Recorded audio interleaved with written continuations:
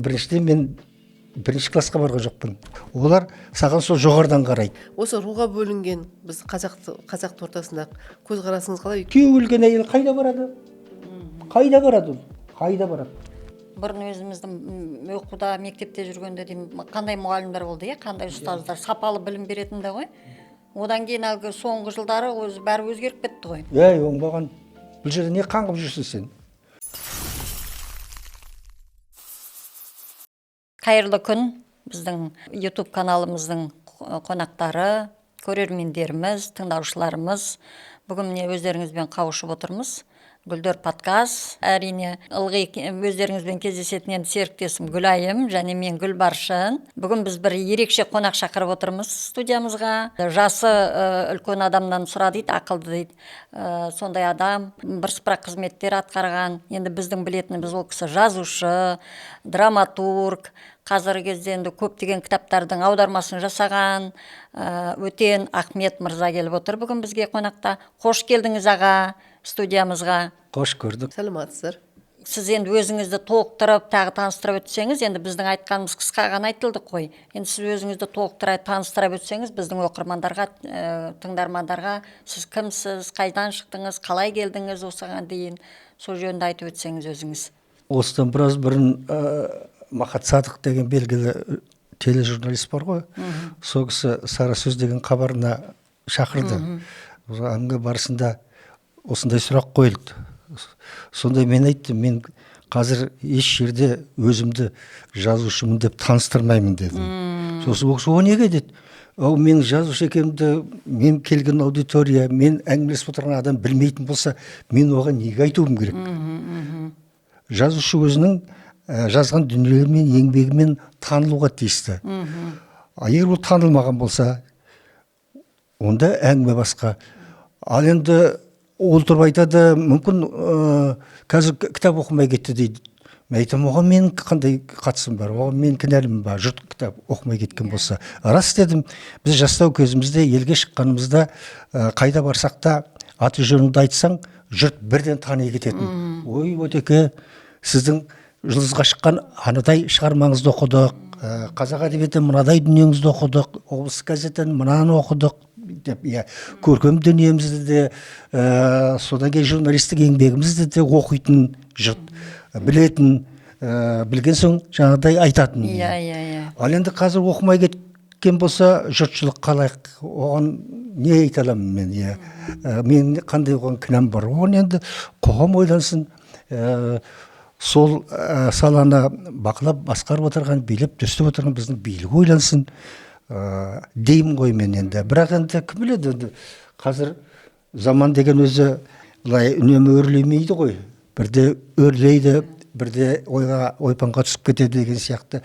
Біз енді ойпаннан шығып келе жатқан сияқтымыз, қазір қайтадан өрлеуге, жоғары қарай, ілгерілеуге қарай бет бұрған сияқтымыз. Сондықтан бұл мәселеде шешілер, мүмкін айтпасақ та жазушы екенімізді білетін жұрт білетін болар ол кезде. Енді тыңдармандарымыз білетін болады сіздің. Енді қазіргі кезде кешірім сұрадым, мына Ахмет Өтен мырза, енді жасыңыз өте керемет жастасыз. Соған қарамастан сіз бәрі де дем алмай қазір қызмет істеп жүрсіз халқымызға. Немен айналысып жүрсіз, жаңа Гүлбаршын сұрағандай. Одан кейін осындай керемет жасқа келгенде қалай өзіңізді осылай сақтап қалдыңыз?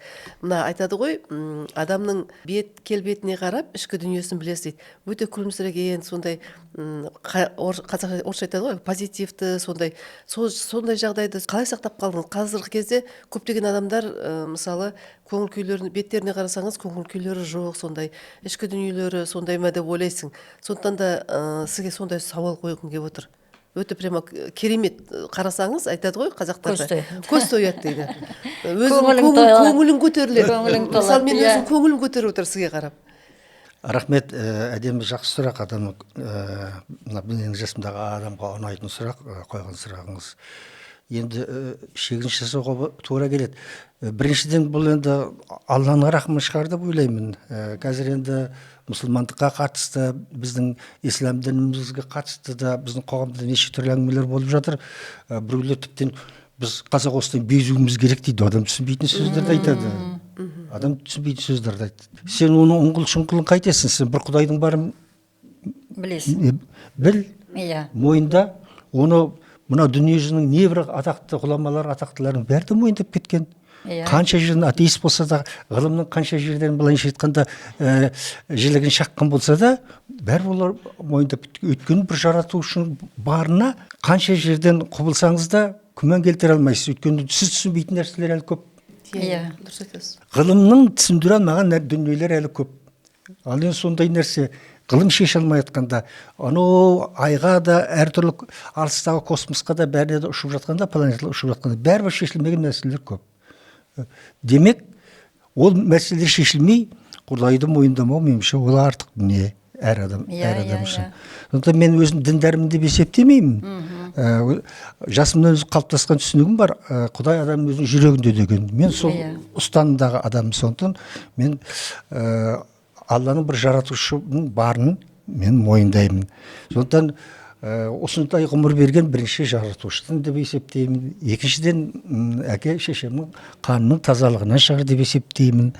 Үшіншіден мүмкін мен өзімнің жастай мына өмірге құштарлығымнан болған шығар деп ойлаймын. Құштарлық өзі адамды жетелейді ғой. Иә. Мен темір жолдың бойында өстім. Әкем темір жолшы болатын. Бір шағын жағы бекет. Біздің балалық шағымыз, мысалы менің балалық шағым сондай кең жерде өсті. Ешқандай бөгет жоқ қой, айдала ғой, темір жол ғана өтіп жатыр.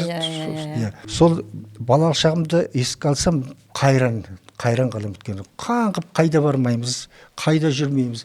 Өйткені сенің жолында ешқандай бөгет жоқ, шекара жоқ. Ананы көргің келеді, мынаны көргің керек, анау не нәрсе, мынау не нәрсе. Соны жүре бересің. Анау жерді белгілеп кеткен үш ағаш деген болады. Айдалада білетін шығарсыздар, жерді өлшеп, километрлеп. Үш ағаштың басында бір кішкентай жәшік сияқты бірдеңе тұрады.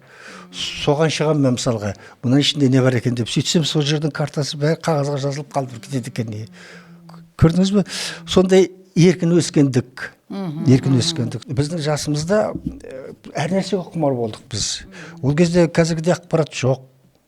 Қазіргідей керемет кітаптар жоқ, кино деген жоқ, мұна гаджет, мұна деген түсіңе де кірмей, телефон да жоқ. Не тараса да ауызша ғана әңгіме ғана тарайды. Сондықтан адам информациямен байиды ғой, санасы сол ақпараттар арқылы қалыптасады.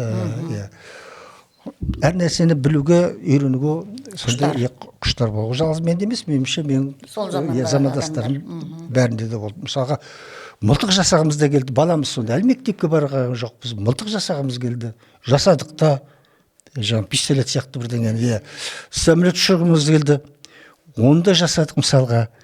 Сондай үлкен қиялдардың ішінде болдық. Еш қолда еш нәрсе жоқ қой. Содан кейін жаңағы әртүрлі хабар келеді, спортшылар туралы мысалға, сен де спортшы болғың келеді, енді спортпен айналысайын десең, ол кезде түк жоқ қой.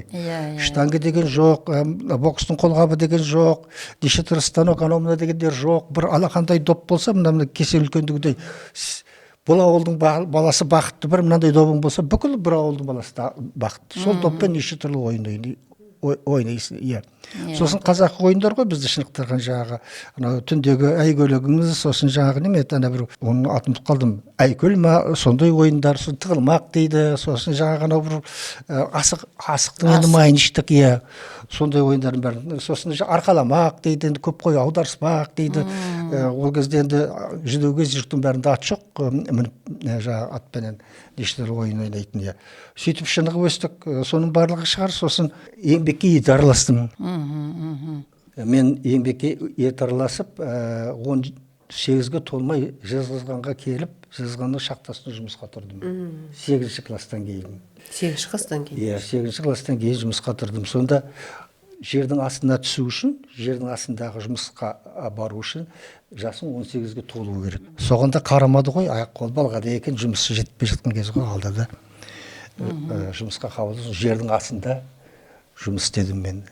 Қалған 2 класты кешкі мектепте оқыдым. Кешкі мектеп, ол кезде сондай болды. Кешкі мектеп деген ол аты ғой. Аптасына кейде 1 рет барасың, кейде 2 рет барасың. Барып ұйықтап отырасың, енді ауыр жұмыс қой, ауыр жұмыстан. Бірақ әйтеуір сол барғанға да рахмет айтады, сол аттестат берді ғой. Сол аттестатпен университетке барып оқуға түсіп кеттім, филологияға. Өзі қызық, жаңағы оны айтпасқа табын, біріншіден мен бірінші классқа барған жоқпын. Бірінші классқа барған жоқ. Өйткені темір жолдың бойында мектеп жоқ. Иә. Сол екінші классқа бірақ бардым. Оның өзінде де қатынап оқисың 8-10 шақырым жерден. Кішкентай балаға өте ауыр. Көлік жоқ ол заманда. Ана мысалға сағат түстен кейін оқитын болсам, жолаушы таситын 2 пойыз бар, мына оң жақтан сол жақтан келетін, өзі белгілі уақытында ғана өтеді. 1 минут қана тоқтайды, болды. Сосын жаңағы жүк таситын пойыздар өтеді ғой, әрлі-берлі. Соның алдынан келетін пойыз болса тоқтайды, жүк таситын пойыз. Сол жүк таситын пойызға таңертең 11-де ме, 10-да ма отырамын да кетемін. Ана аудан орталығына, мектепке. Сол сабақ басталғанша кем дегенде 3 сағат болады, 3 сағат бар әлі. 2 сағат бар, 3 сағат бар. Көшеде жүресің, шаңды қаққылап аяғыңменен, анда барасың, қарайсың, мынау да қызық, анаған қарайсың, мынаған қарайсың. Сондай қиын, аттың жал, түйенің қомы дейді ғой. Сондай жағдайда оқыдым. Біріншіге бармай, бірден екіншіге түсіп. Сондықтан ана менің математикаға ебім нашар болды. Өйткені цифр дегенді үйренбегенмін ғой. Қосу деген не, алу деген не. Бірден бардыңыз ғой, бірден екінші сыныпқа барғаннан кейін. Ал өтіп кеткен оны бірінші. Бірақ өмірімде бір рет жақсы оқыдым. 4-ші класста ғана. Өмірімде сол мектепте қалғанда бір-ақ жыл мен өмірімде құмарымнан шығып жақсы оқыдым. Онда Төретам деген жер бар. Қазіргі Байқоңыр. Қазіргі Байқоңыр, Төретам. Сонда теміржолшының балаларына арналған 4 класстық мектеп-интернат болды. Сол мектеп-интернатта 4-ші класста жатып оқыдым. Сонда өзім таңғаламын, сондай жақсы оқығаным, сондай мұғалімдер кейбір сабағын маған қалдырып кететін. Мына балалар мен сен әрі қарай жүргізіп. Сол өздерде сондай болды мұғалімдер. Тек қана 5 оқыдым. Сол 4-ші класста алған білімім маған өмір бойы азық болды. Содан кейін тағы да басталды жаңағы оқудағы қиындықтар. Мектептің жоқтығынан барлығы, қатынаудың жоқтығынан. Сосын 8-ші класстан кейін айттым ғой, кетіп қалдым. Үйден жалғыз өзім кетіп қалдым. Сол шахтаға тұрып, 2 жыл жұмыс істеп, 2 жыл кешкі мектепте оқып, содан барып университетке түстім. Түсіп кеттім. 3 сабақтан тапсырдым, жақсы тапсырдым. Сонда сіз жақсы оқығансыз ғой? Университетте барып оқуға түссем, кілең ағаймен сығай. Құдай, біреу роман жазып жатыр, біреу трагедия жазып жатыр, біреу өлеңменен тағы бірдеңе жазып жатыр. Анаған қарай, мынаған кілең ағаймен сығай. Мынаның арасында мен не қылып жүрмін, мен түк білмеймін ғой мен. Сонан да оқиын деп оқуға қатты көңіл бөлдім. 2 нәрсеге қатты көңіл бөлдім. Бірінші оқу. Дұрыс. Сосын спортпен айналыстым. 3 күн ана ол кезде Пушкин атында қазіргі жаңағы ұлттық кітапхана. Сол кітапханаға 3 күн сол кітапханадан шықпаймын, лекциядан кейін, лекциям біткеннен кейін. Сосын 3 күн жаңағы спортқа барамын өзі не бойынша, кесте бойынша. Сөйтіп қуып жетіп балалардың бәрін өте жақсы оқыдым. 2-ші курстан бастап екен, үздік оқып, қосымша стипендия алдыңыз. Стипендиямен оқыдым. Сосын жаңағы жазу сызуға асықпадым. Өйткені жинай берейін, білім жинай берейін деп, әбден пісейін, сосын көрермін деп. Сосын оқып бітіргеннен кейін әртүрлі мүмкіндіктер болады ғой, әркімде талабына қарай, мінезіне қарай деген сияқты. Мен жаңағы айтып кеттім ғой, жұғымым жоқ, өзі біреудің алдына барғанды отыртпаймын. Соны жаңағы дегенмен Алматыда 2 жерден маған қызмет ұсынды, мүмкіндік болды. Жақсы оқығаннан болғаннан кейін таңдайды ғой. Кешіріңіз, оқып жүрген кезде, оқып бітіреді. Сосын біздің үйде бала көп болды, әкем жалғыз өзі жұмыс істейді, жұмыскер адам. Ол кісіге ауыр соғып жатты, балалар бірден соң бір өсіп жатыр ғой, бәрін оқу керек, бәрі жетілу керек. Әкем мен шешеме көмектесейін деп кетіп қалдым. Алматыға қалмадыңыз? Қалмадым, кетіп қалдым. әкем мені күтіп жүргенде екен, әкем марқұм болып кетті. Ана аты жаман аурудан марқұм болып кетті. Сосын енді әке болып қалдым. Бүкіл менің артымда 3 інім болды, қарындасым болды. Енді солардың жауапкершілігі менің мойнымда болды. Көңілді соларға бөлу керек болды, табысымды соларға жұмсау керек болды. Жауапкершілігіңіз көп болды. Соны 3 інімнің 2-еуі Алматының политехникалық институтын бітірді сол кездегі. Кішінім техникум бітірді, қарындасым Жемпейді бітірді. Бәрін оқып адам болуына жардым. Сөйтіп жүргенде тағы да уақытым өтіп кетті біраз. Жазушылықта. Бірақ көңілімде, көкірегімде жүр. Соның бәрі есімді жиып енді жазушылыққа кірістім ғой. Ең алғашқы еңбегім мен 73 жылы жарық көрді. Оның алдында журналист болып жүрген кезімде бір журналистік еңбегім жарық көрген Қазақстан баспасынан Балқаш кен-металлургия комбинаты жөнінде. Ол енді тарихи очерк. Мына көркем дүнием 73 жылы шықты. Алғашқы Алда күн бар деген повесть жеке кітап болып шықты. Енді бұл кезде қарасам, менімен қатар оқығандардың бәрі классик болып кетіпті. Бәрі классик. Ленин комсомол сыйлығын алған, үйткен, бүйткен, аттары шығып кеткен, дүрілдеп. Мен олардың ортасына кіргенде, олар мені бір бөтен адам сияқты қабылдады. Мынау қайдан жүрген адам, қайдан келді мынау дегендей болды. Ол өзі замандастармен қатар көтерілмесең қиын болады. Ортасына кіргізбейді. Ол психология, ол заңдылық қой, ол жамандық емес, ол адамға өз адамның табиғатындағы ол психология жаратылысы сондай. Ол сол дүрдараздықпенен мен қабылдағысы келмеді. Қабылдамады деп айтуға да болады. Дегенмен жаман болған жоқ. Сол арасында 2 жылдан салып 3 кітабым қатар шықты. Сосын ол кезде тағы мынадай жағдай болды. Мысалға мен Қарағандыда тұрдым. Өнердің бәрі Алматыда. Ол кезде қазір енді бөлінбей кетті ғой. Ол кезде сен провинциясың, сен төмендесің, олар жоғарыда. Олар саған сол жоғарыдан қарайды. Сен солардың алдынан өтуің керек, солардың сүзгісінен өтуің керек. Сол жерде бір мықты біреуің болу керек. Соны саған ықыласы болу керек. Әйтпесе сенің жолың ашылмайды. Сондай жаман болды ол. Сондай қиындықтардан өттік қой. Сосын шығармашылықта 2 жағдай бар. Сол кездегі шығармашылықпен айналысатын мен замандастарым біразы таза шығармашылықпен айналысты. Таза.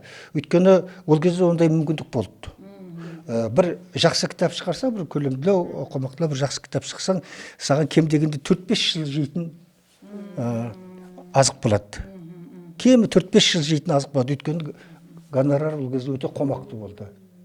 Сөйтіп таза шығармашылықпен айналысты менің біраз, өзім замандастарым.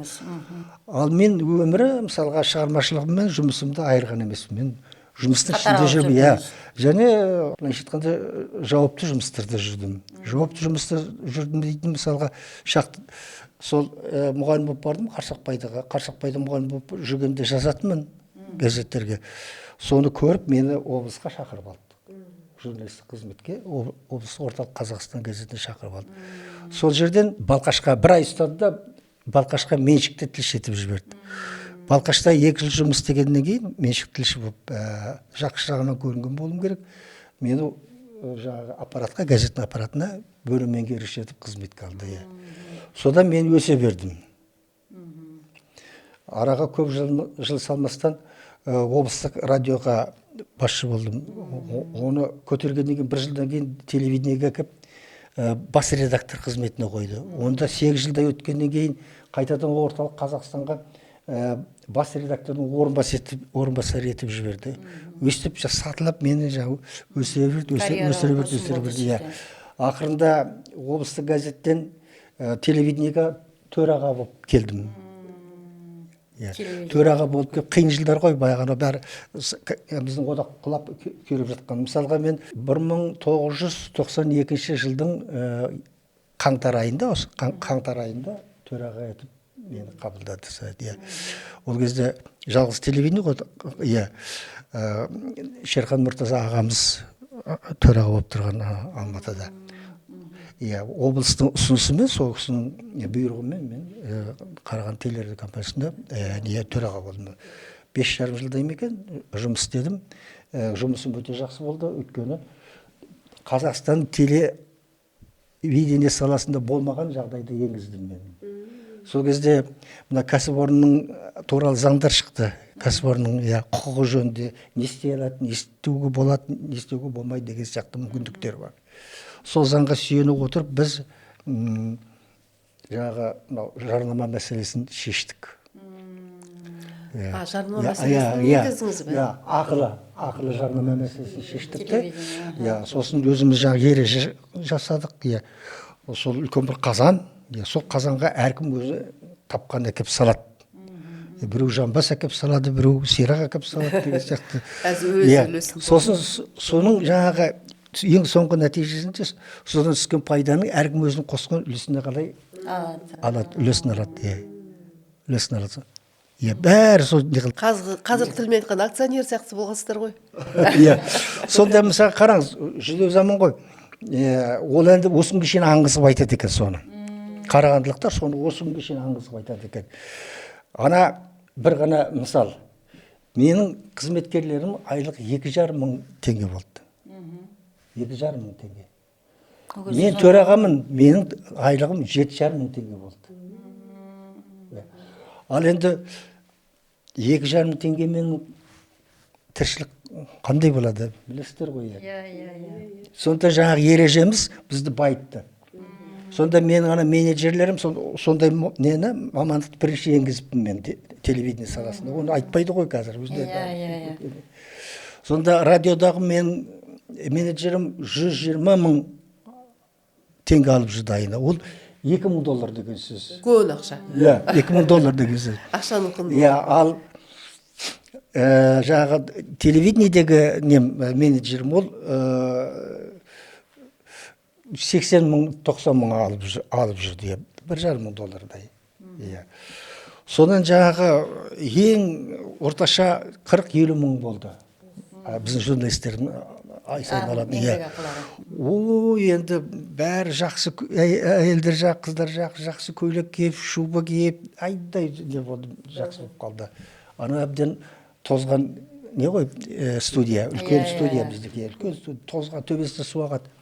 Соның төбесіне шейін жаптырдық, сосын ремонт жүргіздік, жақсылап. Сосын бәрін жаңа мебельдермен жабдықтадық. Сосын монтажный стол деген болады. Біздің ең сорымыз телевидениеде сол кездегі сор. Монтажный стол деген болмайды. Болса біреу-ақ болады. Бізде бірақ монтажный стол болды. Оның өзінің Қарағанды металлургия комбинаты берген. Уақытша пайдаланды. Бір ғана стол 40. Кезек жетпейді. Бәрі таласады. Сонда біз монтажный столды 4-еуге жеткіздік. Рахаттанып қалды, бәрі кең деген сияқты уақытта монтаждап. Енгізген жаңалықтың арқасында, Сонда Алматының несіменен, нұсқауменен бізде 2 рет мектеп өткізілді. Бүкіл Қазақстанның телевидениенің басшылары, мамандары келіп 2 рет жаңағы сіздерден дәріс алып, тәжірибе мектеп өткізді. Сондайдан өттік. Содан кейін қазақтың қазақылығы араласады ғой енді. Биографияны зерттейді. Бұл біз елдің жігіті ме, біз елдің азаматы ма, руы кім екен, жүзі кім екен.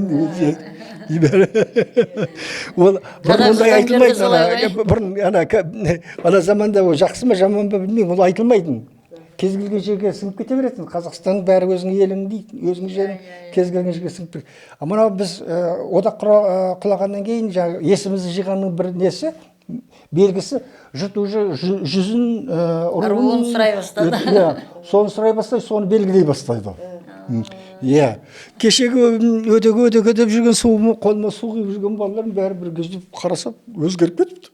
Қалай ойлайсың, неге өзгереді адамдар? Оны енді білмеймін, әркім уақытына қарай өзінің үлесін алуға тырысады ғой. Жағдайға қарай қоғамдағы өзгеріс адамның мінезіне әсер етеді. Адамның әрекетіне әсер етеді. Бірақ өзгермейтін адамдар бар ғой. Ол интеллектіге байланысты. Ол енді соны айтып жүрміз ғой. Абайдан бастап толық адам, жаңағы сапалы адам деген бәрі соған кеп саяды ғой. Толық адам, сапалы адам болғанда оның бәрі қалады. ол жоқ болып тұр ғой, оған жете алмай жатырмыз ғой. Оған жете алмай жатқаннан шығып жатыр ғой, иә. Ол енді келді де, қазір чужой свой деген орыстың сөзі бар ғой. Иә. Солай болып кетті ғой. Не біздікі, не өзіміздікі, не бөтен, бітті. Бөтен, иә, бірден бөтендеуін арасындағы бөтендерін шығара бастады. Ол бөтен біздің арамызда не бұл? Иә. Даже мынандай жағдай болған, Қарқаралы деген жерде бір төбенің басы бір күні біраз жігіттер шай ішіп отырады.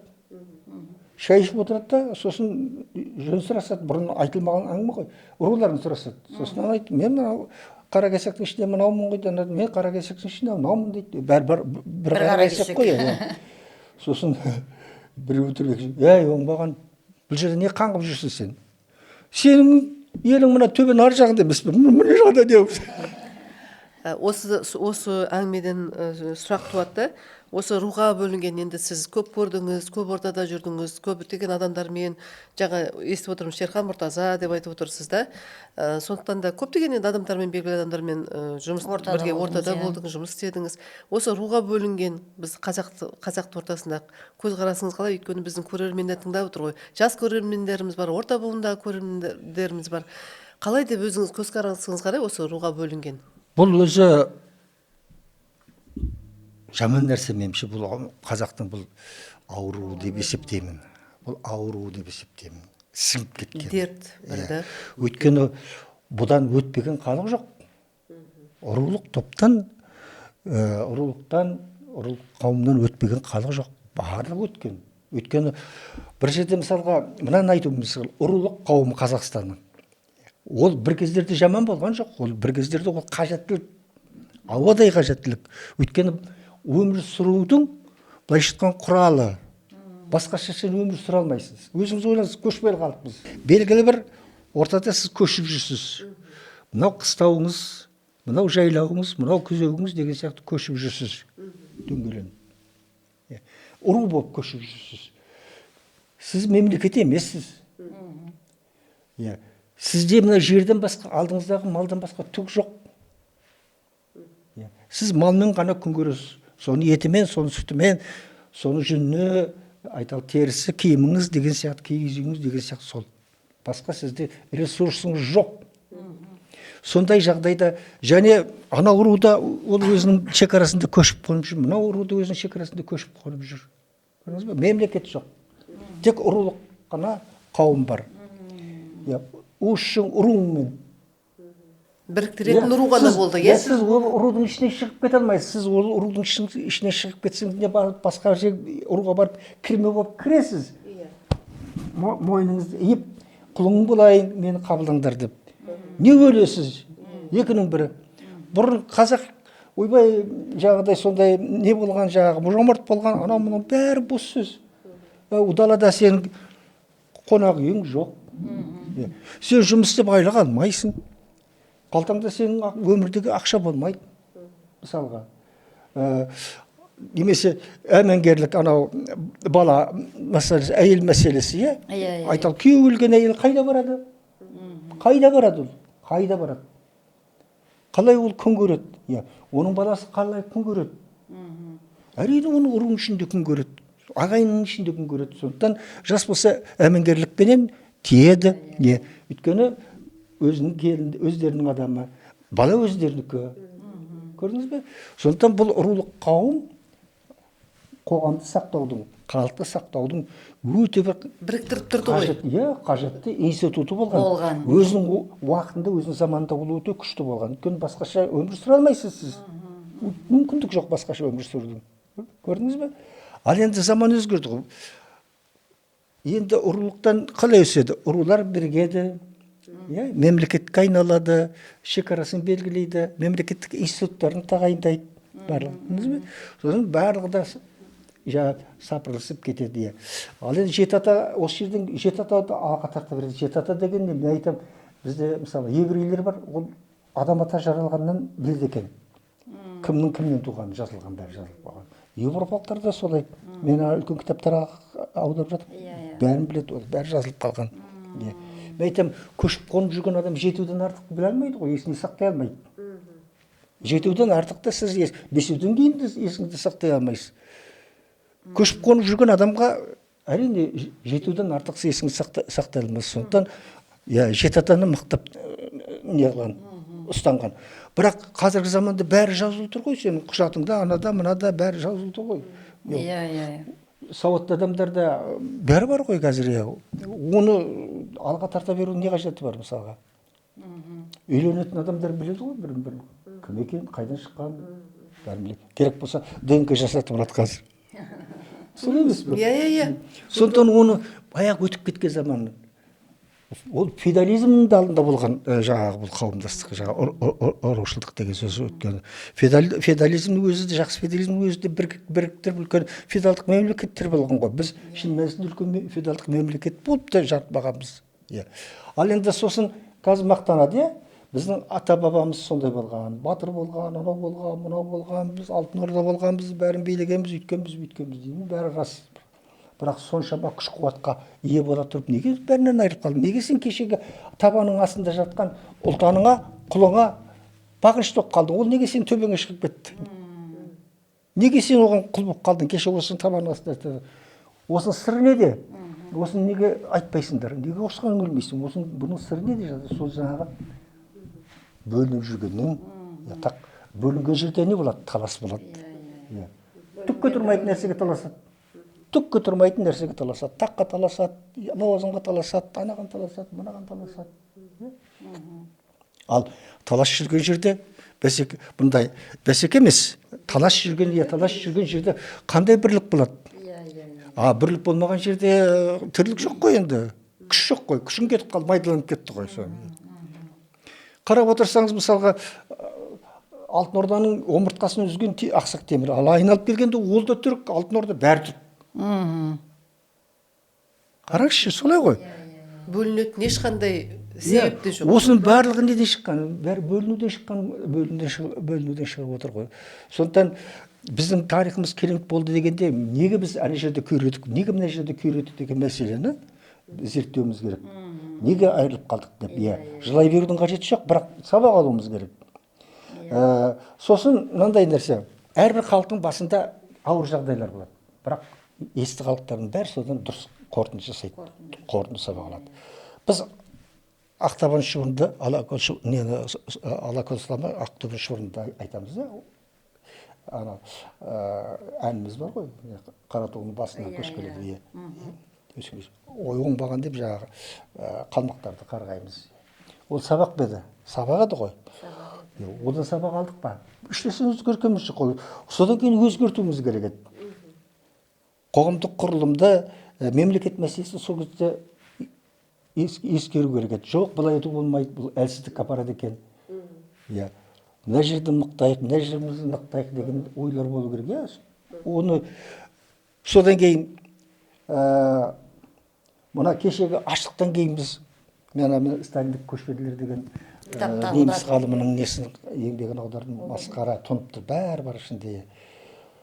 Сол сұмдық аштықтан кейін біз тағы да ес жинап ойландық па? Сол аштықта астарында, сол зерттеудің астарында сол аштықты Сталиннен көруге болады, Голощекиннен көруге болады, анадан да көруге. Бірақ сол негізінде өзіміз кінәліміз ғой. Түбірі. Өзіміз кінәліміз ғой. Жаңағы тағы да бөлектеніп жүргеніміз. Сол кезде кейін бір кездерде айтты ғой. Шында да біздің мынау елдің тұтқасында болған адамдардың бәрі бөліп алған ғой. Ұруға, жүзге бөліп алған. Әрқайсының өзінің командасы болған, әрқайсысы өзіне тартқан көрпесін. Көрдіңіз бе? Соның барлығы да бізде әлсіздік көріндірді ғой. Соның барлығы да бізді жаңағыдай ойран торпарымыз. Ал енді содан қорытынды шығардық па? Не қылған біз қорытынды шығармайтын қалыппыз? Қазір қараңыз енді бөліп әкетті қазір. Мен ең бірінші егемендік алғаннан кейін біздің ұлы адамдарымыздың тойлары болып жатты ғой, үлкен юбилейіміз. Қоршауғының Қарағанды жақында Сәкен Сейфуллин, соның бәрінің ішінде жүрдім, комиссиясында жүрдім, сол кезде мен таң қалдым. Қазаққа қызмет еткен, қазақтың атымен атын шығарған, қазақтың атын шығарған ұлы адамдарды, бүкіл қазақ ортақ адамдарды жоғарғы жақта бір-ақ жерден ғана тойлау керек қой. Неге оны ауылына апарып тастайды? Қазір бәрін ауылына апарып тастаған. осы жерде кешіріңіз Ахмет Өтен мырза, мынандай сұрақ енді бөлмей отырмын да, сөздің қай жеріне айтсам екен деп. Міне екі дәуірдің куәгері болдыңыз. Қазір міне жаңа Қазақстан, ескі Қазақстан деген сондай әңгімелер, сөздер көбейіп жатыр ғой. Сондықтан да сіз көзқарасыңыз қалай осы жаңа Қазақстан деген Көңіліңіз тола ма қазіргі? ойыңыз қандай осы жаңа Қазақстан деген сөздерге? Мына жағдайды білу керек алдымен. Қалай түсінуге болады соны? Біздің егемендігіміз қандай егемендік? Бір объективті шындық бар. Оны мойындамасқа болмайды. Оны біздің ел басқарған адамдарымыз, меніңше, ірілері біледі. Біз ықпалдың ішіндегі мемлекетпіз. Ықпалдың ішіндегі. Тәуелсіз деп айтпаймын, ол дұрыс болмас, иә? Бірақ ықпалдың ішіндегі мемлекетпіз. Бізге Ресейдің ықпалы бар. Көріп отырмыз, иә? Қытайдың ықпалы бар. Көріп отырмыз. Оны қалай жоққа шығарасың? Оны қалай сен бетіне тырнап тастай аласың? Ондай мүмкіндігіміз бар ма? Ондай күшіміз бар ма? Әрине, сондықтан бұл жерде үлкен сондай нәзік саясат керек. Ресеймен де жақсы болу үшін, Қытаймен де жақсы болу үшін, және өзіміздің ұпайымызды жібермеу үшін. Мәселе сонда жақсы болу керек бәрімен де. Ол төңірегімен қарым-қатынассыз отыра алмайсың. Көрші, жай қарапайым адамның өзі де төңірегімен, көршілермен жақсы болуға тырысады ғой, әйтпесе ұрыс-керіс болып кетпес үшін. Ол табиғи нәрсе. Мәселе сонда қарым-қатынас жасай отырып ұпайыңды жібермеуің керек. Ұпайыңды жібермеуің керек. Ұпайың түгел болу керек. Осы тұрғыдан алғанда біз енді өткен 30 жылда менің жаңалығым емес, бүкіл әлем біледі, бүкіл Қазақстанның жаңағы алдыңғы шептегі алдыңғы ойлы азаматтары бәрі біледі. Қазір біздің ресми саясат ұстап отырған адамдарды айтып жатыр. Ол енді жасырын нәрсе емес, көп қателік жіберілгені. Өте үлкен көп қателіктер жіберілгені айтылып жатыр. Енді соны өзі қателікті білу бар, түсіну бар, сосын оны жөндеу бар, қалпына келтіру бар. Ол оңай шаруа емес. Бұзылған үйді қалпына келтіргеннен гөрі жаңа үй салып тастаған әлдеқайда оңай көрінеді. Иә. Сондай жағдай ғой. Сондықтан қазіргі мынау жаңа Қазақстан дегенде қазіргі басшылыққа да енді әртүрлі пікірлер айтылып жатыр ғой. Өздеріңіз білесіздер, көріп отырмыз, естіп отырмыз. Ол пікір деген айтыла береді. Ол тілдің ішіндегі сөзді айта салу ол оңай нәрсе. Қиын емес қой. Ол бірақ егер байыбына тереңіне үңілсеңіз, әрине басқаша сөйлейсіз. Ол байыбына бару үшін, тереңіне үңілу үшін сізде білім керек. Қоғам деген не, мемлекет деген не, олардың арасында қарым-қатынас деген не, адам мен мемлекет деген не деген сияқты қарапайым сұрақтарды ең болмаса соны білуің керек. Сол тұрғыдан алғанда жаңа Қазақстанның қазіргі аяқ алысы мысалға маған көп нәрсені көрген, куәсі болған адам ретінде аяқ алысы маған ұнайды. Біреулер неге тез емес, неге шұғыл емес деп айтады. Ол енді ауруды әртүрлі емдейді ғой. Оны егер бірден шұғыл емдесең өлтіріп алуы мүмкін ғой. Сондықтан меніңше жаймен бәрін өзінің орнына келтіріп жатқан сияқты. Енді мен мақтағым келмейді, ешкім атын атағым келмейді, бірақ сауатты адамдар бар қазір. Білімді, сауатты адамдар бар. Мүмкіншілікті көбейді. Бағыт беретін, дұрыс жол нұсқайтын адамдар бар. Және ең бастысы ол бағыт беруде ғана емес, дұрыс жол нұсқауда емес, соны бақылауда. Сол айтылған жоба жоспардың берілген тапсырманың орындауын бақылауында. Қарап отырсаңыз, бізде ақша көп екен ғой. Бұрын тіптен көп болған ғой ол жылдарда. Мына айдан келіп жатқан ақша бәрі босқа кеткен. Ол тіптен ұрланған, жырланған өзін былай қойғанда үлгертілмеген ғой. Оның да сыр сипаты өте көп. Оның барлығы тағы да тек қана биліктегі адамдарға қатысты емес, ол тағы да адамдарға бізге де қатысты. Біз өзіміз қандаймыз, әркім өзінің орнында өзінің ісін дұрыс атқара ала ма, соған өзінің білім тәжірибесі жете ма, сосын жан жүрегі таза ма, қолындағы берген мынау халыққа жұмса деп берген ақшаға ол қалай қарайды, иә, бір бөлігін қалтасына сала ма, адал ма жоқ соны үлгерте ме, иә. Оны үлгерту үшін оның білімі жеткілікті ме, кейде ұрлайтын жағдай мынадай бір байқаймын. Оның ақшасы бар, бірақ оны қалай үлгертуді білмейді. Оны қалтасына салған дұрыс. Сосын айтады, болса да кет үлгертілмей жатқан ақша екен, қалтама салайын дейді. Бізде осындай нәрселер көп. Мен өзім еңбекке араласқан адам болғаннан кейін білемін. Ақша бар, қолында бар, ол соны үлгерткісі келеді, бірақ білімі жетпейді. Білімі біліге жетпейді, тәжірибесі жетпейді. Білмейді қалай үлгертуді жолын. Сондықтан мына біз көп қиыншылық, біз өте қиын жағдайдан, қиын жаңа қоғамнан шықты, көтерілді, бірден әлемдік өркениетке кіріп кеткіміз келді. Солармен теңесіп кеткіміз келді. Ол біз дайын болмадық қой, дайын емеспіз. Әлі де дайын емеспіз. Көрдіңіз бе? Сондықтан анау Абайдан басталып жатқан сөз тегін емес. Толық адам деген мәселе, сапалы адам деген мәселе тегін емес. Қоғам деген адам ғой. Адам сапалы болу керек. Адам сапалы болу керек. Адам сапалы болған уақытта мына біз айтылып жатқан қазір көп өзін-өзі орнына келеді, өзін-өзі шешіледі. Енді осы тұрғыдан мен мына қазіргі болып жатқан бағыттарды дұрыс деп есептеймін. Өйткені қараңызшы, көп нәрсенің сапасы жақсара бастады ғой қазір. Көп нәрсенің сапары жақсара. Сосын адамдардың кей мәселелерін шешуі де жеңілдене бастаған сияқты қазір байқасам. Бұрын ешбір есікті қаға алмайсың, қақсаң ашылмайтын еді ғой, иә? Қазір байқаймын, қарап отырмын ғой, көп адамдар мәселесін шешіп жатыр, баратын жеріне барып жатыр, айтатынын айтып жатыр да. Әділдігіне қолын жеткізіп жатыр. Енді бұл жерде тағы да әртүрлі нәрселер кетіп қалды. Мысалға, осындайда өкпеге қисамды өлімге қимаймын деген сияқты. Мысалға, өкпелеп жүріп, өлімнің әрекетін жасауға болмайды қоғамға. Өкпелеп жүріп, қоғамға өлім тілеуге болмайды ғой. Өлетін жолға қарай итеруге болмайды ғой. Ал бұны да ажырату керек. Кейде сондай мінезді адамдар бар. Ол бір жағынан қарағанда ол сөз бостандығы, еркіндік деп айтуға болады, бірақ жөнімен оның бағыты, оның істеп отырған әрекеті жаңағыдай өкпе емес, өлімге итеру.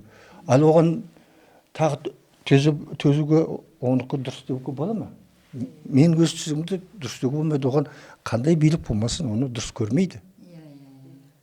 Сондықтан әр нәрсенің өзі артық сілтеуге болмайды. Ана немеді, бірдеңе қыламыз, көзі шыға қалды деген.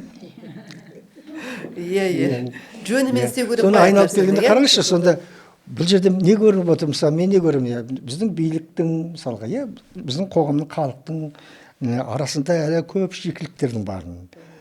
Көп жағдайда ол шикілік жалпы адамның шикілігінен шығатынын байқаймын. Жаңа сынап кеттік қой, кейбір биліктегілер көп нәрсені білмейді деп. Сауаты да кем, тәжірибесі де кем деп айтып отырмыз.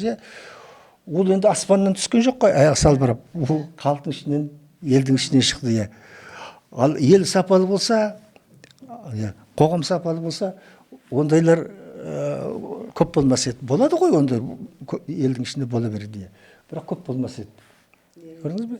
Сонда айналып келгенде бәрі де біздің сапаға келіп ұласады. Сонда қатты қазір қайта мынау оқу білім мәселесіне көңіл бөлініп жатқан себебі сол.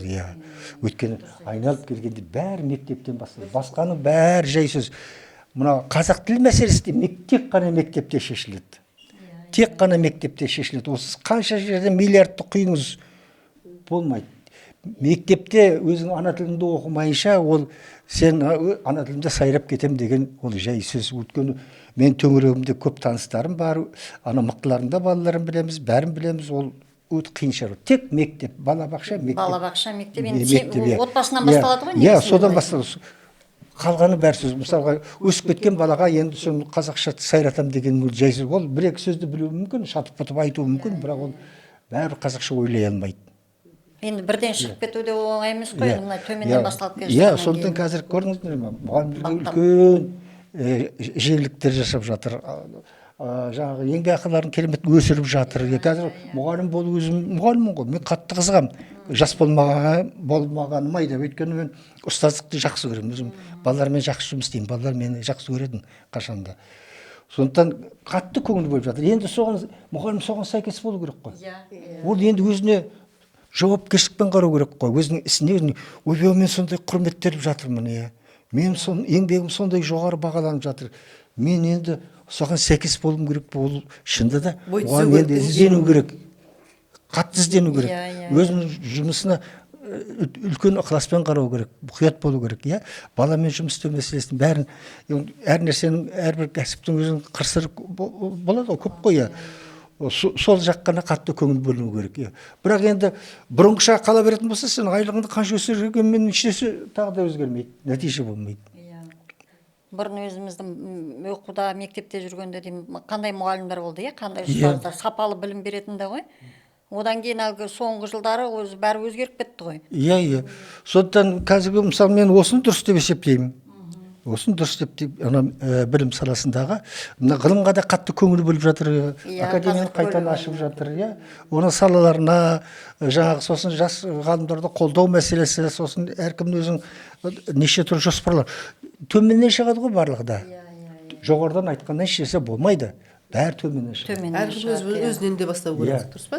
Баспалдақ төменнен бастайсың, олай жоғары. Осылайша керек. Мемлекеттің міндеті не? Талаптыға жол ашу. Талаптыға жол ашу. Мен мынаны істеймін деген адамға жол ашу, мүмкіндік беру. Лифт дегеніміз сол. Мен айтам кейде, ол лифт дегенде екі таяқ ортасында басқышы жоқ үшін қайда шығасың, сен ешқайда шыға алмайсың. Дұрыс. Иә. Баспалдақ керек арасында. Көрдіңіз бе? Иә. Көтерілу. Яғни мысалға қазіргі жас өскенде, иә, мектептен бастап қалыптасып, кішкентай балабақшадан қалыптасып, ол мен деген анау несі болуға, түсінігі болу керек. Менмін, иә, мен қолымнан мынау келеді, мен мынаны істелеймін дейді. Әркімнің жас кезінде арманы мақсаты болады ғой. Соған ұмтылу керек те, содан қайтса да нәтиже шығару керек. Сондықтан оның талпынысына қоғамның міндеті, мемлекеттің міндеті жол ашу, мүмкіндік беру. Деңіз бе? Ол мен ағам жоқ, мен көкем жоқ, мен анау ұру, мынау ұру дейтін болса, құрыдау. Иә. Өзгеру керек қазір. Неге мысалға біреу айталық ұруласын бүйтіп апарып қоя салады, айда, оның екінші біреу бірге оқыған, қателескен, біледі, онда білім жоғын да біледі, иіс алмас екен де біледі. Мынау біліп тұр, бәрін біліп тұр, оны әкелді де өсіріп жіберді, мына біліп тұрған адамға ол қалай әсер етеді? Болды ғой, сондай заманнан өтті қойынды. Мынау қоғамды білдіру деген, алалау деген осындайдан шығады. Көрдіңіз бе? Сондықтан адам кішкентайынан қалыптасқанда тек өзіне сеніп, өзінің қабілетіне сеніп өссе, ол өзінің мүмкіндігін білсе, ол бас сұқпайтын жерге бас сұқпайды, айтады, менің мүмкіндігім мынау, деген сияқты. Осындай қоғамның нышандары бар менің байқауымда, осы бағытта қазір жұмыс істеліп жатқан сияқты. Оны енді сезіп байқап отырмыз. Иншалла солай болып, мына кейінгі ұрпақ шынында да сондай талапты болып шықса, талабына сай өзінің жолын тапса, жаман болмас еді. Негізінде қазір кәсіппен айналысам дегендерге мүмкіндік бар, еркіндік берген. Кейде жылап жүретін жастарға мен түсінбеймін. Барлықта бар ғой. Мүмкіндік бар қазір. Талпыну керек. Талпынып, соны пайдалану керек қой, сол мүмкіндікті қолдану керек. Сосын қоғам бұрынғыша екі қолға бір күрек деген жоқ қой қазір, бұл заман жоқ. Қазір мені былай көшеден өткенде байқайсыздар ма, күрек күреп жүрген адам білмейсіз, бұл бір шашылған бірдеңелер болмаса, бәрі техника ғой. Ертең бұдан да зор техникалар келеді. Бұдан да мықты техникалар келеді. Оның бәрін игеретін енді білім керек, не керектер. Бір кезде дворник дейміз, дворник деген мысалға шетелдерде ол ең көп ақша алатын адамдар. Өйткені өзінің жазда қолданатын техникасы бар, қыста қолданатын техникасы бар, неше түрлі құралдары бар, ол күрекпен қазып, сыпыртқымен сыпырып жүрген жоқ, бәрін техникамен істейді. Мысалға, сондай заман келе жатыр. Қазір мынау жастан тентелеп деген келіп жатыр. Ол келіп жатыр, ол ертең талай адамдардың мамандықтарды ығыстырып тастайды деп жатыр. Ол ығыстырмай адам үшін басқа бірден мүмкіндіктер қалады. Онда осы бастан ойлану керек.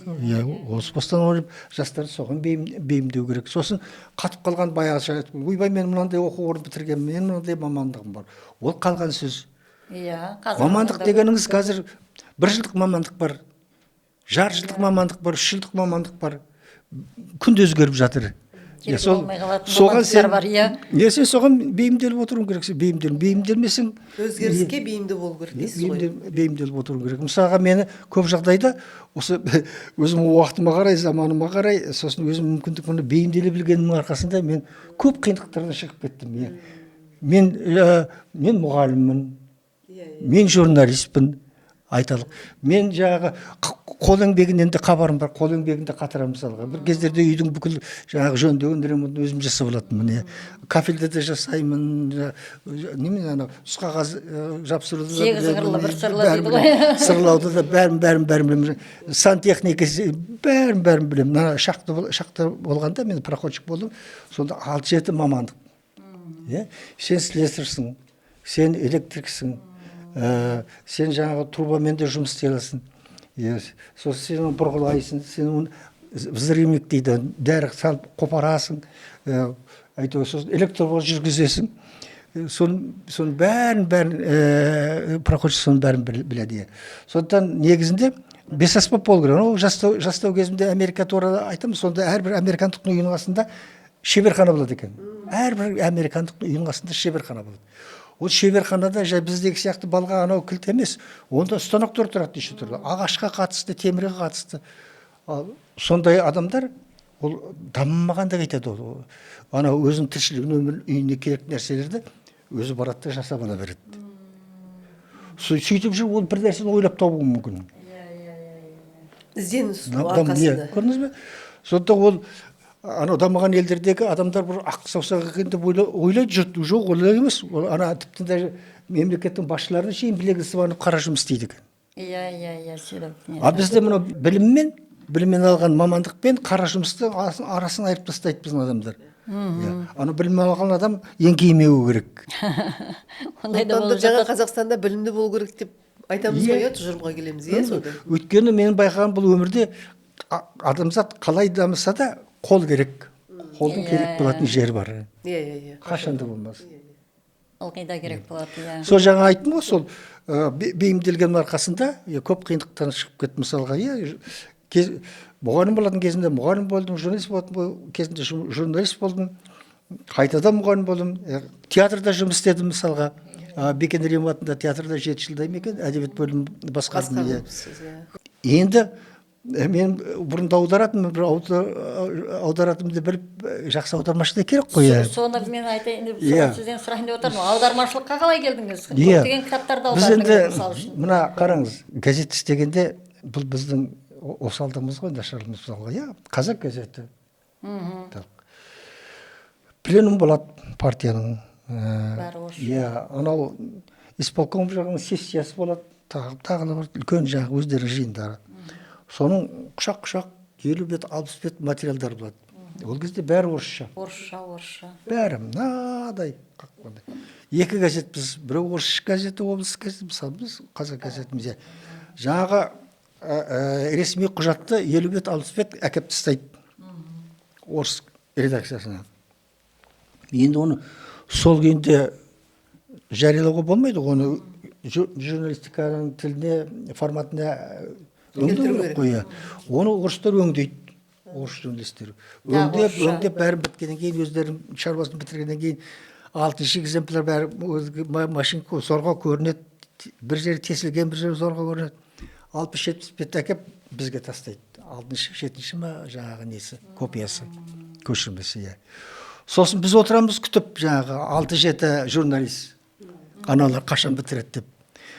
Газет шығатын уақыт, күн кешкіліп барады, жұмыстың аяғы. Сосын келеді бөліміз жағына. Біреуге 6 бет, біреуге 7 бет, біреуге 8 бет. Аламызда машинисткалар отыр, күтіп, жұтынып, қашан келеді бұларды. Келемізді машинистка қасына отыр қаламызда, қолымызда диктовать етеміз жағына. Орысшадан бірден қазақша аударып диктовать етеміз. Сосын ол кезде үлкен қызметтегілердің бәрі мақалалары орысша келеді. Және мақала жазбайды. Көбіне өздерінің қаулылары, қарарлары, немесе бір отчеттары, бірдеңелерін береді. Бәрі орысша. Сосын сен оны аударып, мақала шығаруың керек. Иә, қазақ біздің еңбегіміз бар. Сол кездегі авторлық мақалалардың бәрі журналистер жазған мақалалар ғой. Сосын соның гонорарын алады ғой олар. Соған гонорар төлейсің, пәленбай ақша гонорар кетеді. Соның барлығы да жаңағы мысалы мені орыс тілінен қазақ тіліне аудару тәжірибемді шыңдай берді. Сосын анау әдебиетпен араласқан кезде де өзімнің кейбір дүниелерімді орысшалап беріп отырдым, біреулерге оқыттым. Сосын студент кезімде бір кітап аударғанмын орысшадан. Студент кезіңізде? Ол студент кезімде шығып кеткен. Бірақ одан кәсіп шығады, одан мынаны табамын деген ой жоқ қой. Мына осында келгенде, осында жүргеннен кейін бірде соңғы жылдары әлем әдебиетіне көңіл бөле бастады. Әлемнің үлкен жаңағы жауһарларын, ғажайып жауһарларын қазақшаға аудару қазір үлкен үдеріс болып кетті. Өйткені оның ішінде оқырманның алатыны көп, оқырманның үйренетіні көп. Ол мықтының аты мықты ғой. Сондай бетбұрыс басталды да, меніңше аудармашыларға зәрулік пайда болды. Оның алдында мен пьесалар аударып жүрдім, әлемдік жауһарлардан бастап. Алғаш 2011 жылы Алматы жақта жүргенімде Медея аударудан бастадым. Айгүл Иманбаева театр ашты. Сол театрды Медеямен ашты ол. Сол Медеяны ойнап, оның өзінің арман екен актриса ретінде. Сол мына жамбылдық мықты режиссер бар, Қуандық Қасымов деген. Сол звонда аға осындай пьесаны 10 күннің ішінде аударып бересіз ба деп. Ақша керек қой, жүдеу заман ғой. Көрейін дедім я. Аударып бердім 10 күннің ішінде Медеяны. Сосын сол Медеямен ашты, жаңа Түзде, қазір Мүсіреп атындағы театрда қойды, бірінші премьер 2 күн қатарынан қойды. Содан кейін оны шетелге шығып 3 рет бекен гран-при алып келді. Бүкіл Қазақстан таралады, осы Астанада 2 жерде қойды. Содан атым шығып кетіп, содан кейін тағы да мықты анау қазір Азамат Сатыбалды емес бар емес. Соңында Азамат Сатыбалды Войтек деген нені аудартқызды. Пьесаны аудартқызды. Неміс Бюхнер деген немістің драматург екен. Ұмытылып кеткен пьеса екен. 50-60 жылдай ұмытылып кеткен екен. Соны біреулер тауып қойған ғой, ғажап дүние. Соны аударып бердім. Кім Азамат осы Астанада қойды оны, премьерасын өткізді. Содан кейін оны Москваға барып гран-прини алды. Тағы бір шетелге барып тағы гран-при алды. Бүкіл Алматысын, Қазақстанды аралады. Содан кейін Азамат өсті де кетті ғой. Содан өсті де кетті. Ол неге жүргеніпке не болды? Ректор болды. Одан қазір қазақ белінде басқарып отыр ғой, соны басқарып отыр. Федора деген аудардым. Осы мынау қазір Қуанышбаев театрының бір премия актрисасы кім еді құдай-ау? Бермұхамбетова сол ойнады Федораны. 2 адам болып ойнады. Бірақ ол кімнің театрында жаңағы? Айгүлдің театрында ойнады. Филактетте мұна неге аударып бердім? Батыс Қазақстан облыстық театрына аударып бердім. Олар шетелге шығып 3 номинация бойынша, мен аударған пьеса бойынша жүлде алып келді. Шымкентке аударып бердім. Шымкент 2 пьесаны, бір пьеса Қуандық Қасымов репертуарында болатын. Былтыр жыл бойы жүрдім, білмеймін қазір бар жоғын. Сөйтіп содан танылғанмын. Сосын біреулер айтқан болу керек. Сосын бір күнде не болды? Қоңырау болды баспадан. Сізбен сөйлесуге бола ма деп. Соны жалғасып кетті ғой. Ең бірінші Луиза Мэй Олкот деген әйел жазушы, американдық.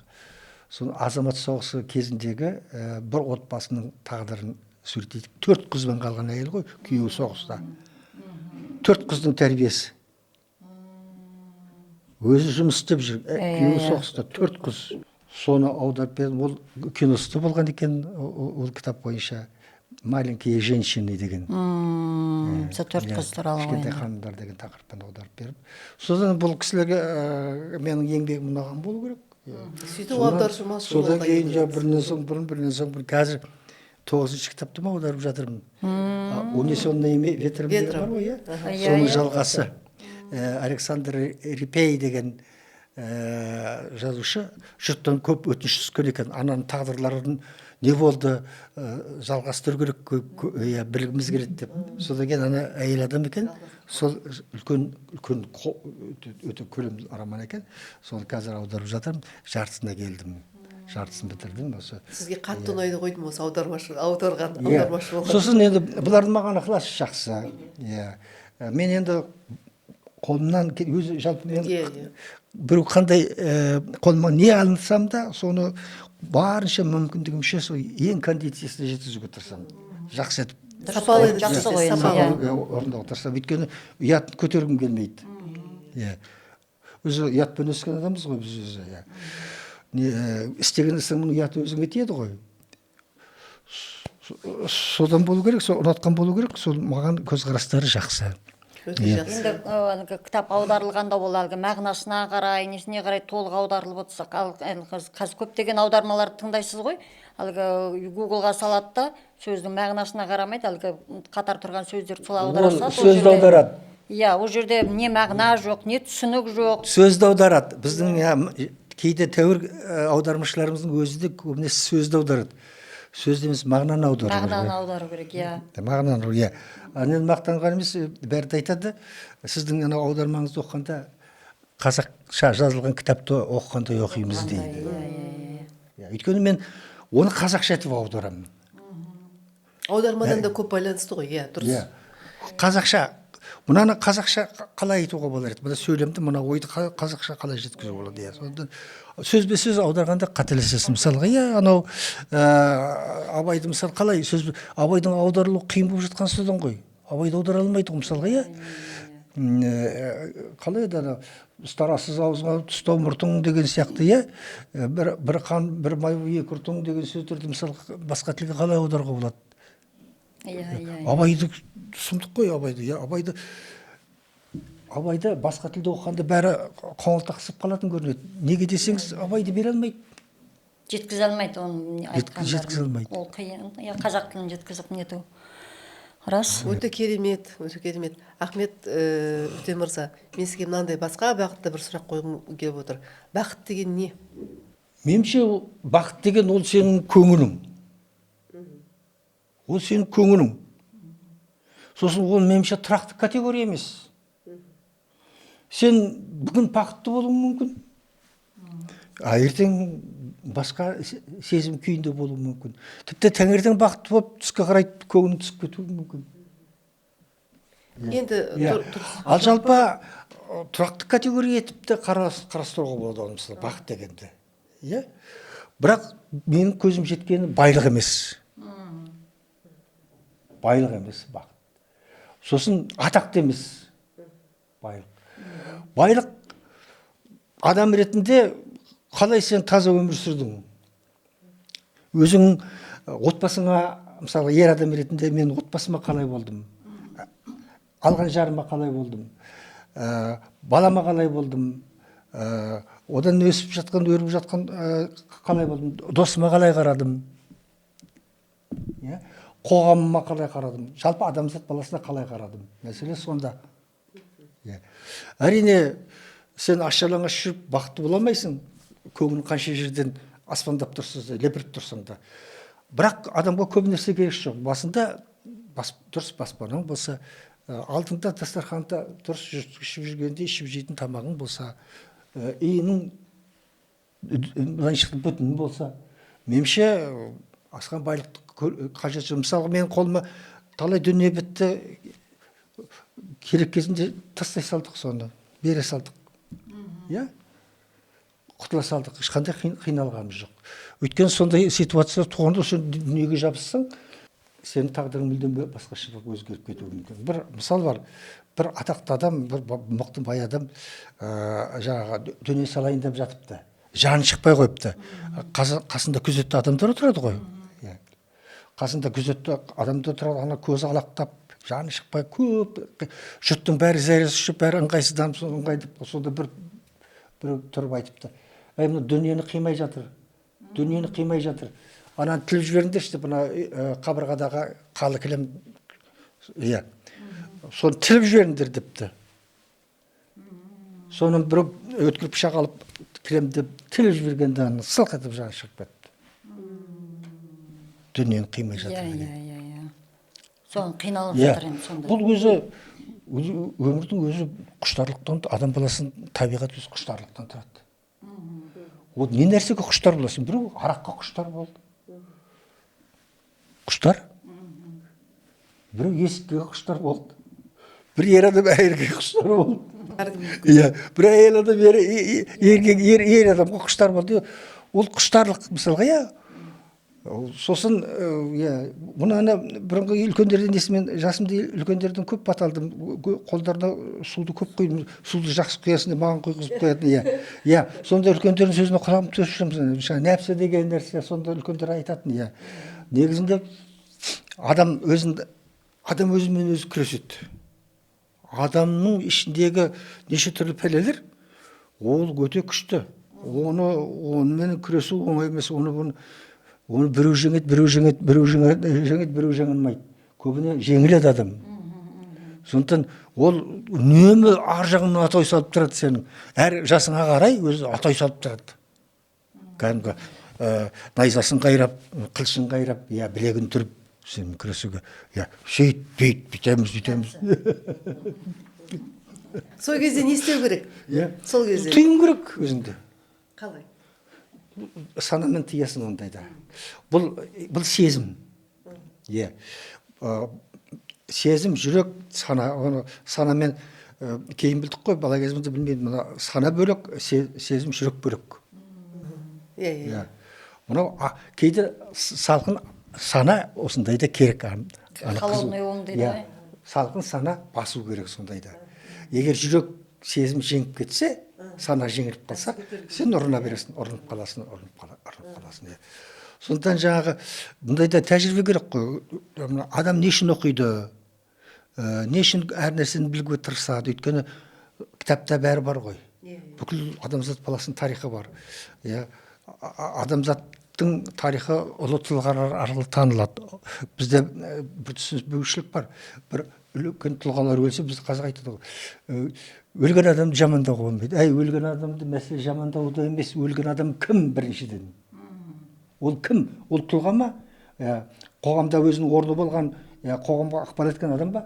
Оны жамандау емес, оны талдау керек. Қателіктерін айтып па? Өйткені тарих дегеніміз тұлғаларды талдау арқылы ғана танылады. Иә. Тұлғаларсыз тарих жоқ қой. Сіз оны талдамасаңыз, оның пендешілігін ашпасаңыз, қателігін ашпасаңыз, оның оңмағандығын ашпасаңыз, жаңағы оның құштарлыққа салынып бүлдіргенін ашпасаңыз, неден үйренеміз? Соны айтса, біздің қазақ, ойбай, өлген адам түйтігі болмайды. Дұрыс емес дейсіз ба? Дұрыс емес қой сонда. Әрине дұрыс емес. Аршу керек, дымын қалдырмау керек. Талдап түсу керек. Дымын қалдырмау керек. Анау мысалға Пушкинді зерттегендер, бірақ 2-ақ күні қалды ма дейді, сол 2-ақ күн дейді, белгісіз болып тұрған дейді. Қалған бүкіл өмірінің 37 жыл жасады ма? 37 жас жасымыз, бүкіл өмірінің әрбір күніне шейін талдау жасау. Не істегені бәрі талданған. Көрдің бе? Бір жерге барып, біреудің үйіне барып, жаңағы жесір әйелдің үйіне барып, тізе бүгіп кетсе, ол да жазылады, бәрі бар. Көрдіңіз бе? Бұл таным үшін керек қой. Ол мәселе, ол Пушкин бәрібір, оны болып қала береді. Мысалға, кімнің Мұқағали Мақатаев ақынымыз, оның енді неден өлгенін бәріміз де білеміз ғой. Бәрі біледі ғой. Оны айтқаннан не білінеді? Ол басқаларға сабақ болу үшін, иә. Ол Мұқағали Мақатаев бәрібір оны... Мұқағали Мақатаев болып қалады. Ол бәрібір Мақатаев болып қалады ғой. Бірақ оның кемшілігін, пенделігін айту керек қой. Мүмкін сондай пенделік орынбаса, мүмкін ол ұзақ жасар ма еді? Иә. Қараңызшы, сондықтан өтірік қисындарды ойлап табады біздің адамдар. Өтірік қисындарды ойлап табып, сосын оны айтпаған сөзін айтқызады, оны істемеген ісін не қылады, бұны өздерінің атын шығару үшін. Мен бір оқыған бар, біреу былай деп жазыпты бір күн Алматыда. Мына жерде теуіп тұрып, бір күні дейді, Мұқан марқұм, теуіп, осы жерге менің ескерткішім қойылады деп айтты дейді. Енді ол қисынға келмейтін нәрсе ғой енді. Сөйтіп, өзінде оның шындығын айтудың орнына оған миф қосады да. Керек емес мифтерді қосып жүреді. Содан кейін кейде түсінбей қаласың, мынау көркемдік әбден жақсы өзім біздің қазақтың бір жаман жақсы нәрсені былықтырып жібереді. Бір нәрсені бүлдіргің келсе қазақтың қолына бер деймін. Бүлдіріп жібереді ғой. Енді мысалы дінді де бүлдіріп жатыр, мана айтып кеттік қой. Ой, айтпаңыз. Дінді бүлдіріп жатыр. Осы мен айтам, айналайын, біз ғой Түркістанды Қожа Ахмет Яссауи үшін құрметтейміз. Түркістанның құдіреті Қожа Ахмет Яссауида жатыр, иә. Соның кесенесінде жатыр. Оның ілімін оқытылады барлық жерде. Оның ғылымы талданады. Қожа Ахмет Яссауидің ұлылығы неде? Оның ұлылығы қазақтың, жалғыз қазақ емес, мысалы түрік халықтарының біразы, қырғызда бар шығар, таным, нанымын, салт дәстүрін ислам дінімен үйлестірді. Оны Тәңір деп те айтуға болады, олай деп айтпауға да болады. Соны үйлестірді де,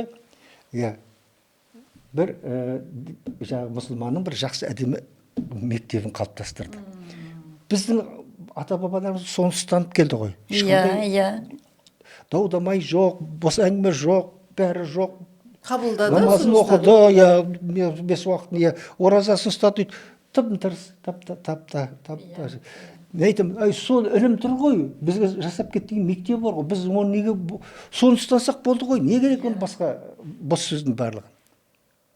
Ана мен кім тарихи нелерін киноларын ұнатам, түріктердің. Өйткені тарихи дүниелерді сұлық түсіреді.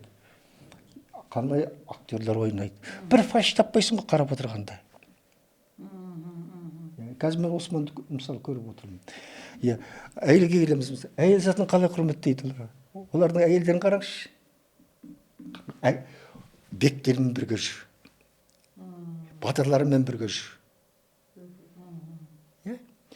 Оны төмпештеп жатқан еркекті көресіз ба? Ұрып жатқан еркек, оған тіл тигізіп жатқан еркекті көресіз ба? Қалай құрметтейді? Иә. Үлгі ме? Үлгі ғой. Сосын егерде ислам діні болмаса, біздің туысымыз ғой, бауырларымыз. Сол біздің Қазақстаннан кеткен тайпалар сондай мемлекет құрар ма деген, егер анау исламды алға салып, соның құдіретіне табынбаса. Соны алға салып, жаны оқып жүріп, мемлекет құрды ғой.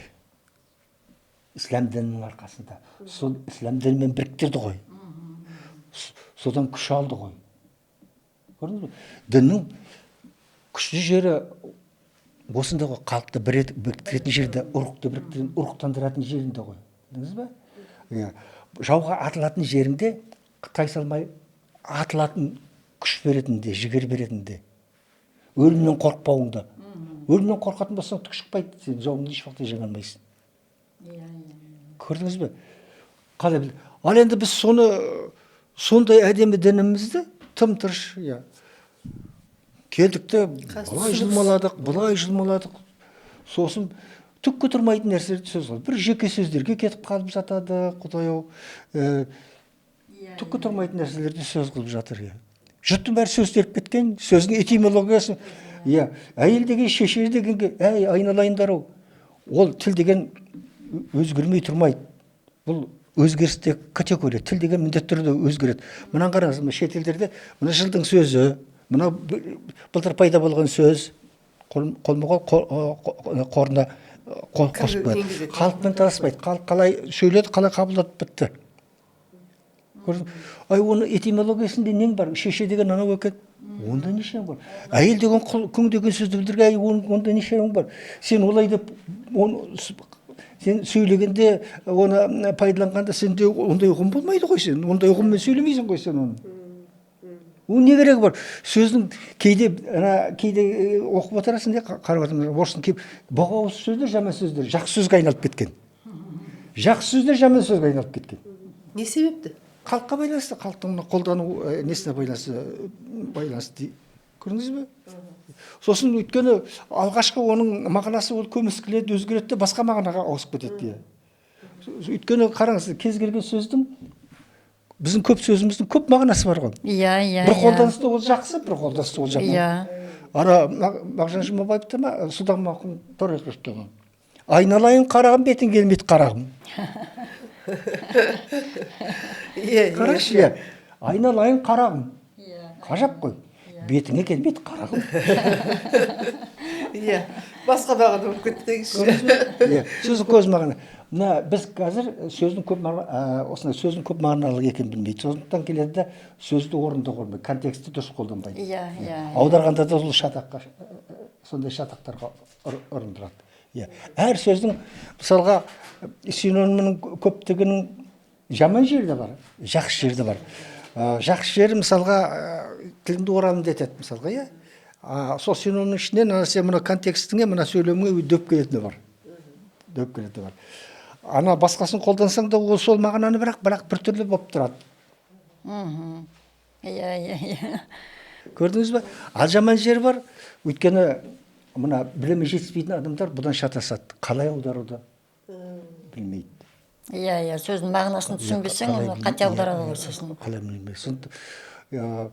Негізінде мынау дамыған мемлекеттерде, елдерде, тілінде ондай көп не жоқ, жаңағы бір мағынаны айтады. 10 сөзбен, 15 сөзбен береді деген ол жақсы емес. Ол негізінде жақсы емес.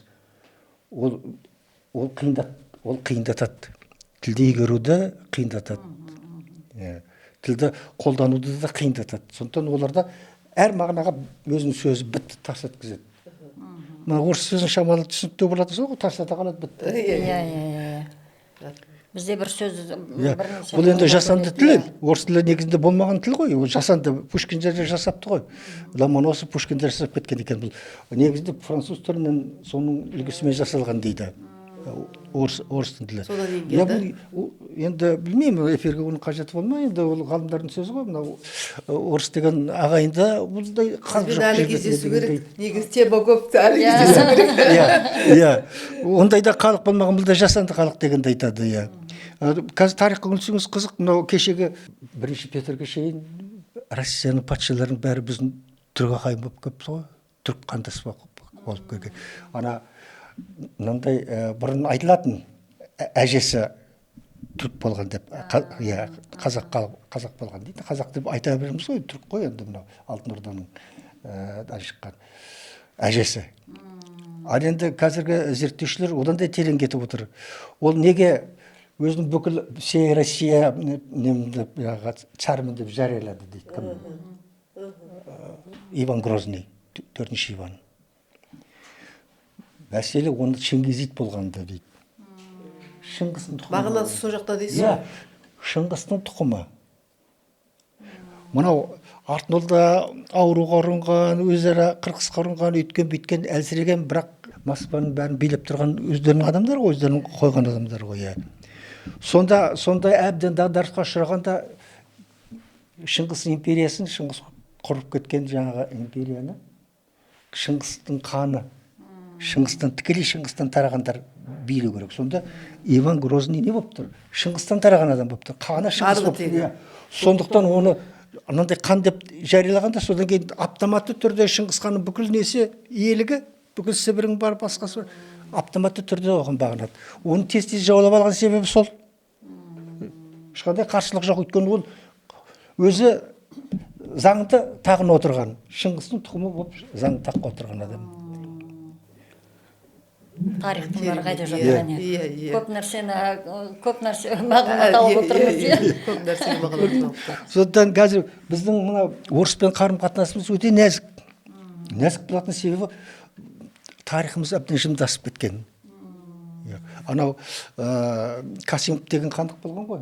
Ораз Мұхаммед бекен далада жүрген баланы алып кетіп, өздерінде тәрбиелеп, соны кейін Қасым несін ашып не қылады. Ол да біз енді қазаққа жақындатамыз, ойбай, сонда өзінше хандық құрды. А негізінде ол хандық жаңағы Москва патшалығына қызмет істеген. Солар келіп кейін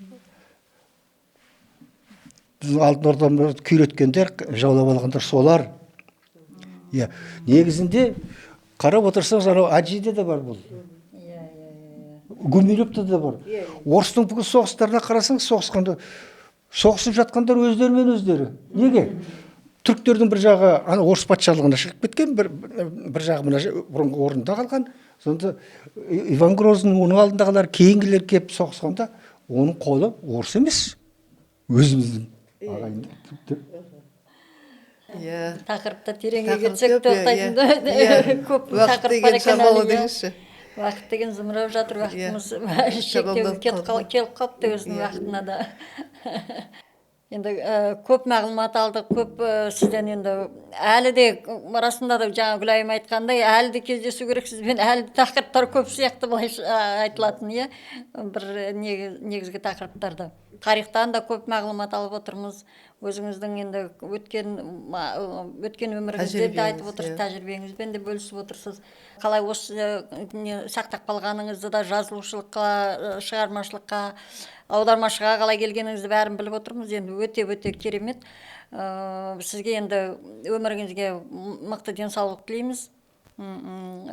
Шығармашылық жолыңызда талмаңыз, аудармаңыз көбейе берсін, біздің оқырмандар оқи берсін. Бір қосымша айта кетейін.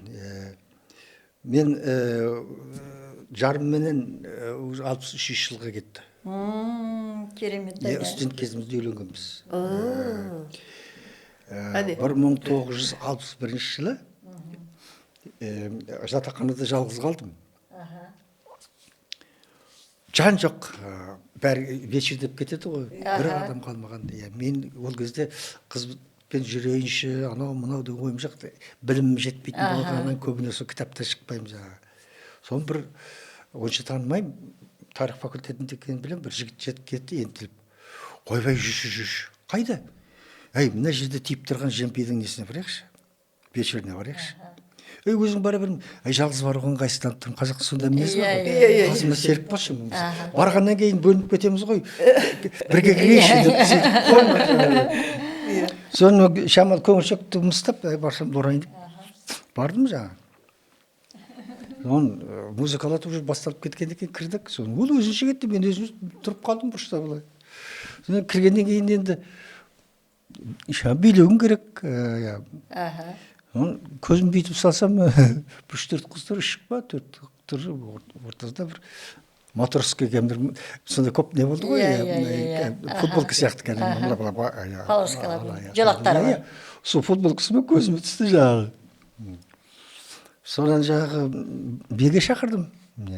Сөйтсем, ол бірінші курсқа түскен жыл екен. Биледік, байқаймын, билеп көрмеген өмір. Соны танысып кеттік, содан біргеміз мінекей.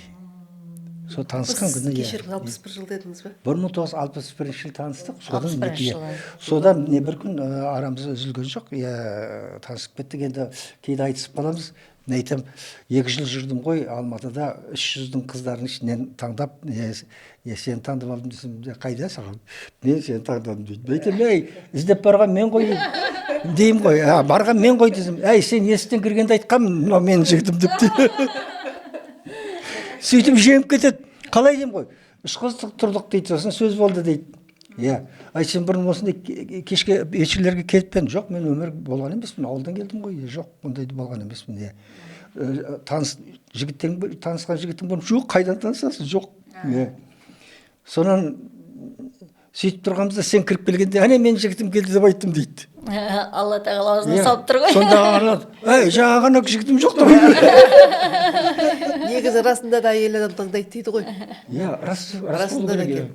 Өте керемет, сол үйдегі апаймен бір күнде тағы да студияға келерсіздер, Енді қазір шамалы қартайды ғой, енді күшкетін кіріп бара жатыр, енді бір-екі рет жерге шақырды бізді, бір Таңшолпанға түсірді бір рет.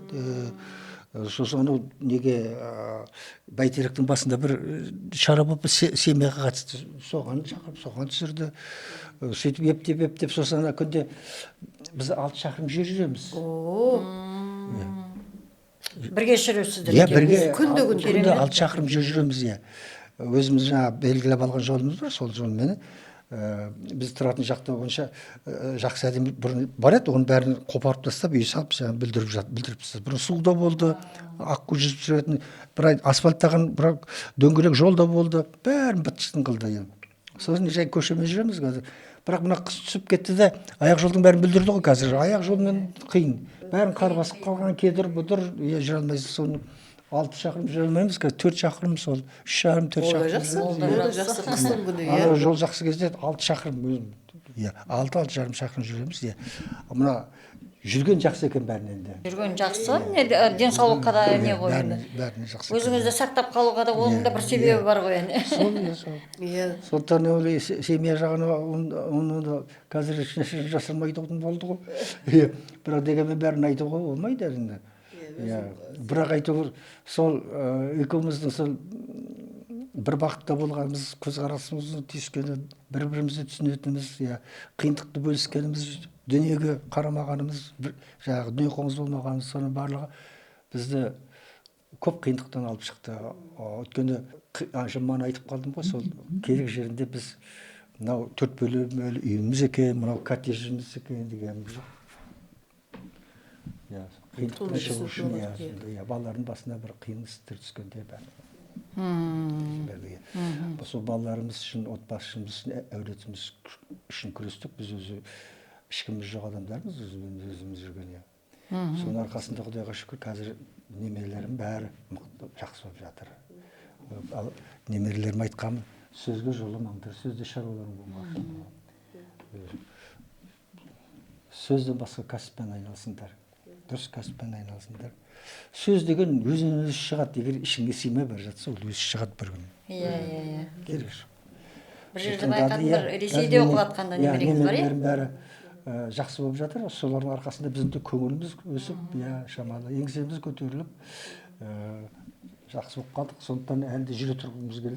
Әрине. Ахмет Өтен мырза, өте көп рахмет сізге. Барлық жан-жақты салада қозғап өттіңіз осы аз уақыттың өзінде. Сондықтан да сізге семьяда бақыт тілейміз. Үйдегі апаймен бақытты болыңыздар. Әлі өзіңіздің ішкі дүниеңіз жас, осылай жас болып жүре беріңіз. Қазір аудармашы болып, осы қандай қызмет жасап жатсыз қазақтың, мына біздің қазақтар оқысын, осындай дүниежүзілік жазбаларды оқысын деп. Сондықтан да ешқашан да талмаңыз, шаршамаңыз.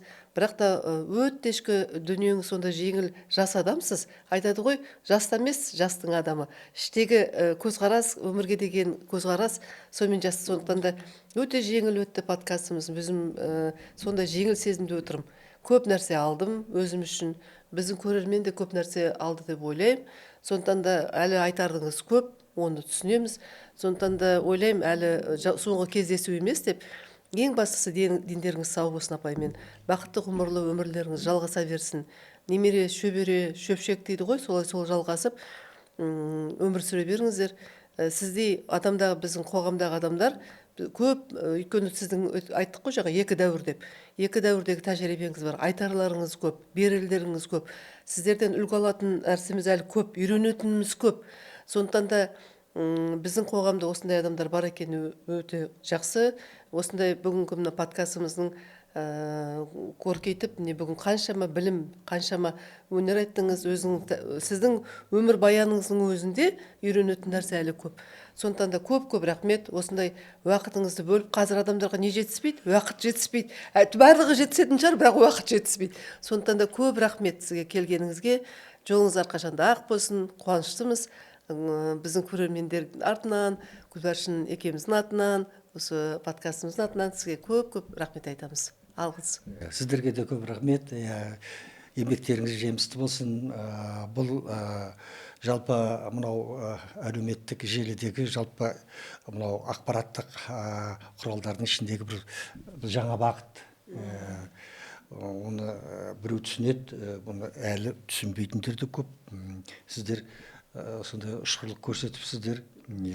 Соған қарағанда сіздердің де дайындықтарыңыз, мынау білімдеріңіз өз салаларыңызда меніңше жеткілікті азаматтарсыз деп есептеймін. Мен өзім де таңғалып қалдым. Зерттедім, подкаст деген не деп қарасам, ой. жеміс тілеймін. Рахмет. Жаңа бастап жатырсыздар. Өзі бастау ғой. Әр нәрсені бастау керек. Және неғұрлым уақытында бастасаңыз, жемісі де соғұрлым жақсы болмақ. Кейбіреулер жұрттың бәрі сол неден өткелден өтіп кеткен тап тастағаннан кейін бастайды. Оны мен кейде бір жаңа бизнес бастайтын жастарға да айтамын, сендер әбден таптаурын болған нәрсені алатындарың ол жерде түк саңылау жоқ қой. Бәрі босқа шашылып қаласыңдар, босқа шашылып қаласыңдар деп. Сондықтан сіздердің еңбектеріңіздің жемісті болатынына мен күмәнсізбін. Аудитория біртіндеп үйренеді. Бізде енді еңбегіміз осы қазақ еліне салып жатқан үлесіміз деп санадық. Біз де әдемі жастамыз ғой, зейнеткерміз. Сондықтан да осындай үлес қосайық деп. Мен салыстырғанда. Сізбен салыстырғанда енді әрине. Баласындар ғой. Сіздің жанында баламыз әрине. Баламыз. Мен салыстырғанда. Қазір бір жаққа барсам, бір жерге жиналсам, өзіміздің жазушылар ең үлкені мен болып шығамын.